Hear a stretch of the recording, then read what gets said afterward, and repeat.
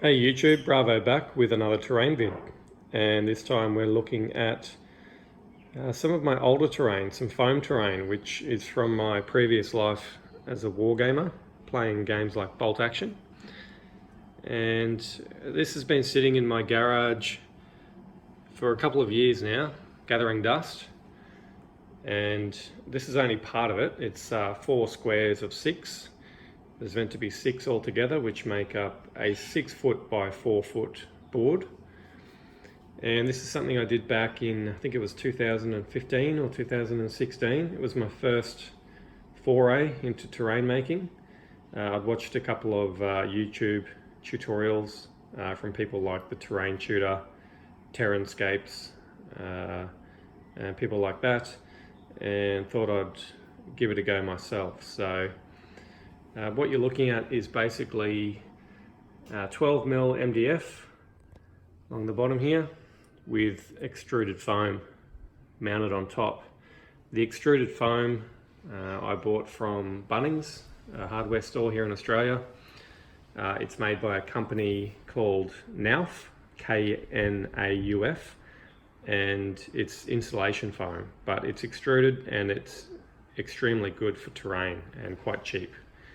So I mounted the foam onto the MDF, and in some areas mounted a couple of layers and then carved into it with some hot wire tools which I bought online, which is how I got these undulations happening in the terrain. So basically you've got the MDF with the foam on top, and that foam is either built on top of each other to make the elevation, or in some areas just left flat. And what I've done is I've used some texture paint, which again I bought from Bunnings, my local hardware. And let me get in close here.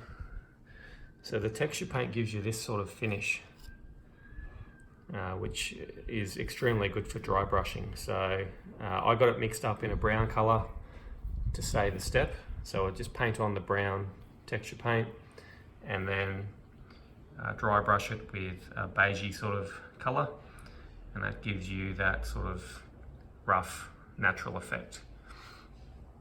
From there I bought various different types of grass flock from various places, Woodland Scenics, World War Scenics, in different colors and different lengths. And I used a knock static grass applicator to apply that grass, which this was my first go at it, so some areas are better than others, but I feel like it gave a pretty natural finish to the grass areas. The rocks here, those are molds from Woodland Scenics. I used plaster into the molds and then painted them up basically using a stippling effect with a sponge. So that's how I did the rocks. In relation to, bring you back around, the road, which you can see here disappearing down towards the bridge, that's basically I've used tile grout, which I've pasted on with an old brush. You can get the grout in numerous different colors. I tried a few and then settled on this one, and I really like the effect that gives. That was one of my favorite parts of the build. It sets really hard obviously, and basically it would set and then I'd dry brush it, and then I would use some pastel dust which I would shave off, create a little amount of the dust, and then I would brush that on as well, which gives a really nice sort of dusty road or trail effect. So that's how I did the roads. In relation to the river, which was probably the most difficult part of the build, but also the most rewarding, I used a sander to create this sort of channel in the foam through the middle in the shape of the river that I wanted. And I then used Envirotex, which is a 2-part resin, which I mixed up. I tinted it with some paint, just a couple of drops of like an olive drab, mixed with a bit of brown from memory to give this sort of murky river effect, and I applied that resin to the channel. I let it set for a couple of days, and then I came back with Liquitex gel medium, which is a thick sort of paste that I applied with a paddle pop stick, and I created all these swirls with the gel, which when it sets creates that sort of swirling water effect that you see. I also put in this Rocky Ford. This board was made for bolt action, World War II war game, and having the bridge in the middle there, I wanted a second crossing point on the map, so I created these. This is just various rocks from my garden and some talus from Woodland Scenics, which I glued into place and then painted up, which I was really happy with that finish. The whole board here has been repurposed just for a fantasy setting, just for the hell of it basically. I wanted to see how it would look. I'm much more into the fantasy than I am the historical war games nowadays, so this is the first time I've repurposed it for fantasy. But usually there's a large church that sits here off to the side of the graveyard, and there's two more boards that come off this end here that have a big school and some more pasture land off to the side. So we've got some gravestones here, which I think they're from Renedra, I'm not sure how you pronounce it, but it's an online terrain mold supplier. So I bought them and painted them up, and they all just pin down into the terrain. The good thing about working with foam is you can put these pins in and you can just move stuff around as you need. Same with the trees. All the trees have these pins in them, and you can just move them around as you see fit to keep the terrain looking really fresh and replayability high. What else do we have? The bridge. All of this was before I bought my 3D printers, so I was reliant on buying terrain like this. That's from Warlord Games, that bridge, which I've painted up. A little junk pile here, which is from another supplier online whose name escapes me. It's been quite a few years since I bought all that. The trees, which are really great, especially that yellow one.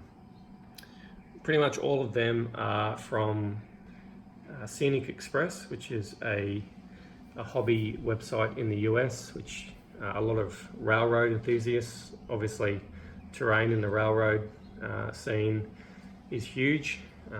So these are from that website. They weren't the cheapest, but compared to what you get from eBay from China, it was worth spending a little bit more, I felt, because they look a lot more realistic. All apart from this tree here. I actually made that one myself. I've got quite a few more in the garage. I made up a big batch of them. I was really happy with how that came out. Complete even with I don't know if you can see, but the tiny little twig branches coming out the bottom there. Yeah, that was a really good tutorial I found online that I followed, and I was really happy with the look I got from that.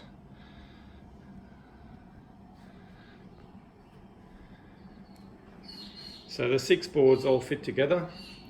It's modular in the sense that they all fit together to create the big 6 foot by 4 foot table, but they're not interchangeable. I thought about trying to make it so that the boards could all interchange, go different ways to create different game areas, but in the end I settled on just having the one orientation for the boards, and I found that it was still pretty good. We played a lot of games of bolt action on this, and because you can move the trees around and you can either play, you know, long ways or across ways on the board with different objectives, it was always quite fun to play on. It didn't become stale or anything like that, I found.